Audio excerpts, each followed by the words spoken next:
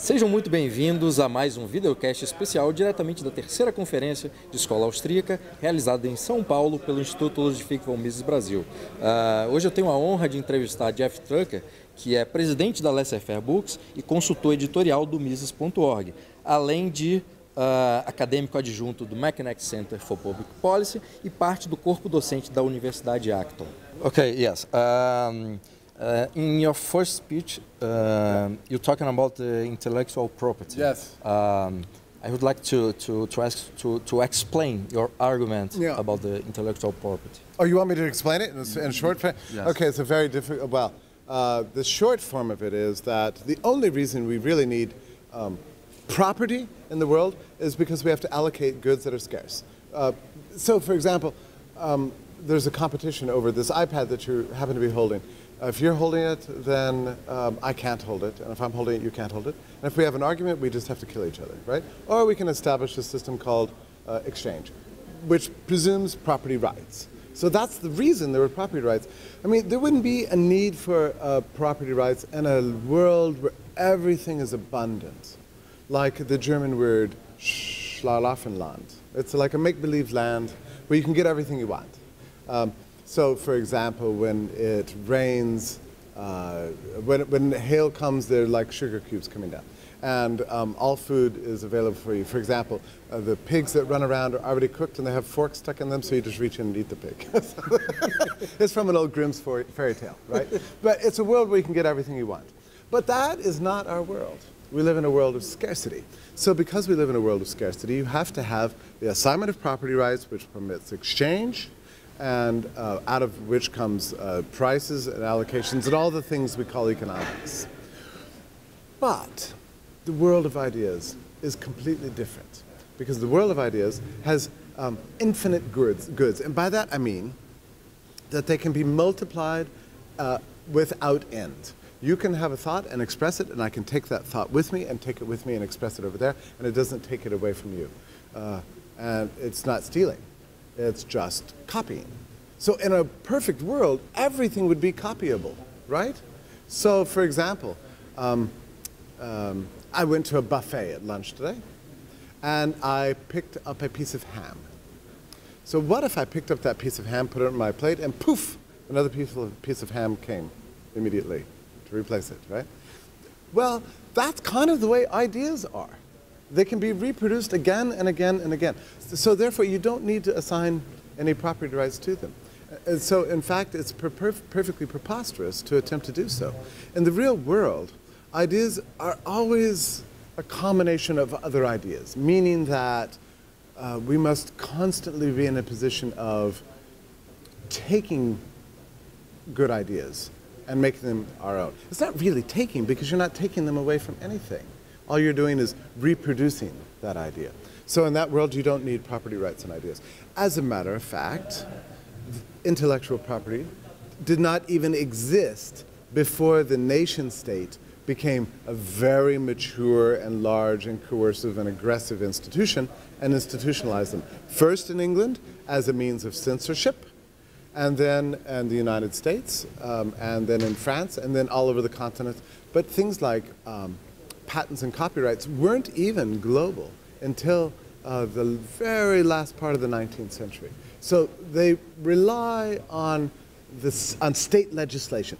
Property rights in the real world can be created without the state. All we do is homestead, right? No state, but we still have property rights. It's a normal, natural thing.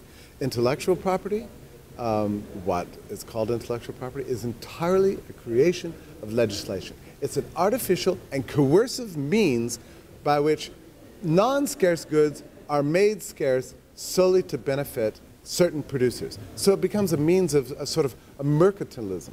It's a means of creating monopolies to benefit certain large institutions at the expense of everybody else. And never forget that the imposition of intellectual property always coerces third parties that don't know anything about it. For example, if you draw a picture right now on this piece of paper and say it's my copyrighted picture, a person on the other side of the room who's never seen your picture is thereby forbidden from drawing the same picture. unless they ask your permission, and then you're in a position to be able to charge them. Now, this is a preposterous system. It could only be created by something as stupid as government. That's my short. How about the Ayn Rand conception? Yeah, so Ayn Rand made a mistake because she saw that beautiful things were happening as a result of capitalist production. And she just got confused, I'm sorry to say. Ideas were very important to her, but just because something's very important doesn't mean that it has to be property, right? So she believed in ideas, and I think she was right to believe in ideas, but she made a mistake. And I'm afraid in Ayn Rand's case, this one mistake caused her a great deal of intellectual error and also a lot of personal misery.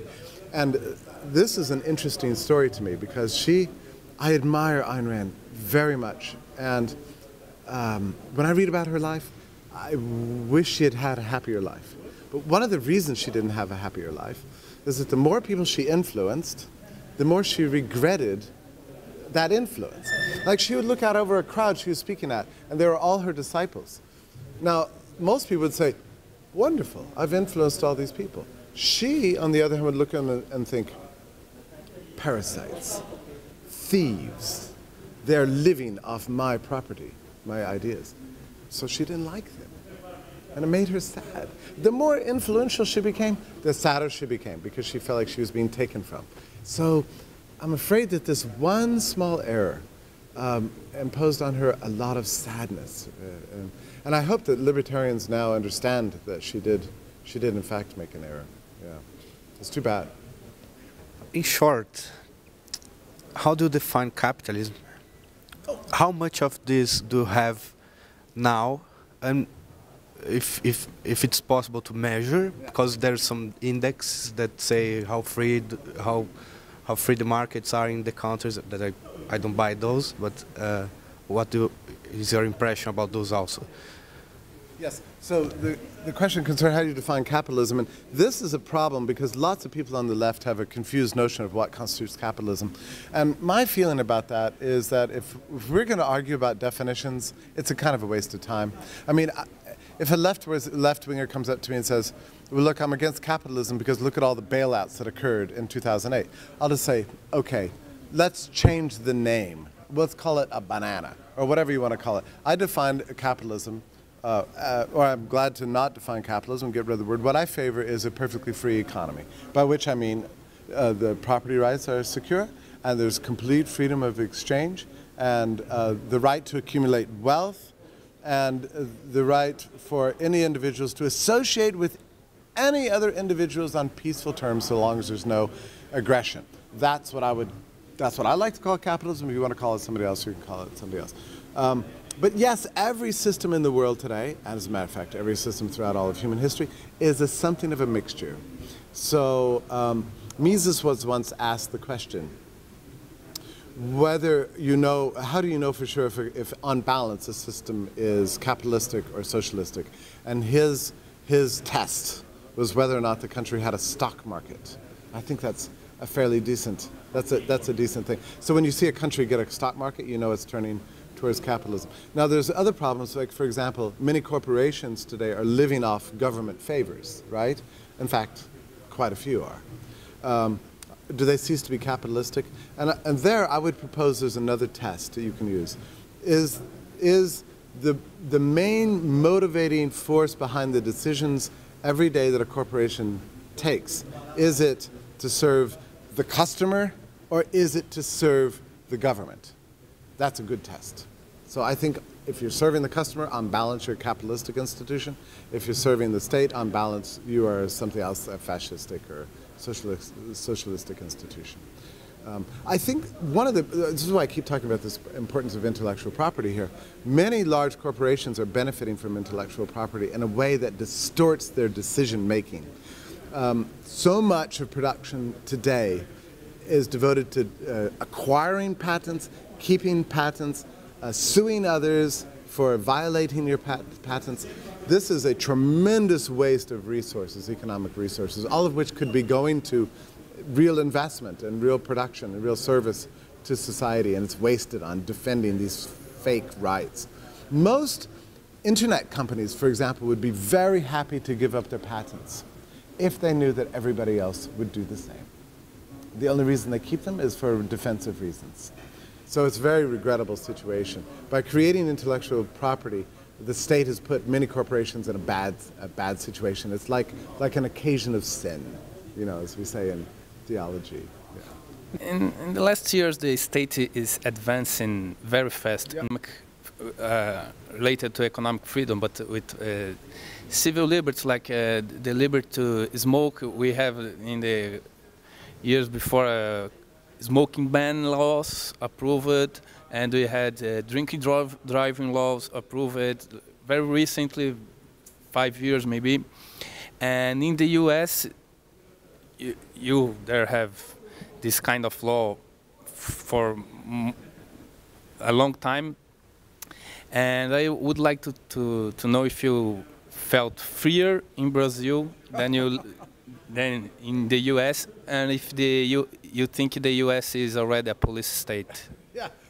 Well, one test of this is, you know, the United States has the largest prison population in the world. The United States, land of the free, home of the brave, has the world's largest prison population. 80% of those people have never committed any real crimes against person. I can order whatever drinks, I can smoke, I can walk, I can do anything I want. This feels like freedom. Recently, you wrote an article on the celebrating the social media like Twitter. Oh, yeah. I would like to explain. Yeah, well, my argument is that social media makes it possible for you to accumulate for yourself, as an individual, your own network. And your network is part of your personal capital, really. This has not been possible before. Used to, we were all kind of isolated individuals, so that if we worked for one place and we moved to another place, it's always like starting over. You had to kind of start over wherever you moved to, and all of your associations were only in your physical vicinity, you know. And if you moved away from that physical realm, you moved away from your associations. You lose half your power. I mean, half your influence. You lose all your influence, all your power. So we're always starting over all the time. This has been true throughout all of history, until social media.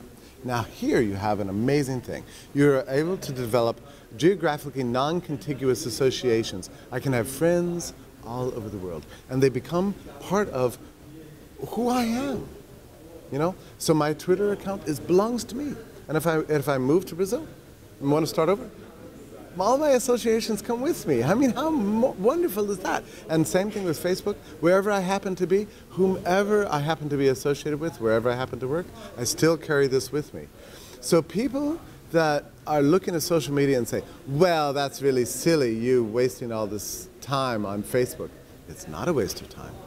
Because your friends, your associations, those are part of who you are.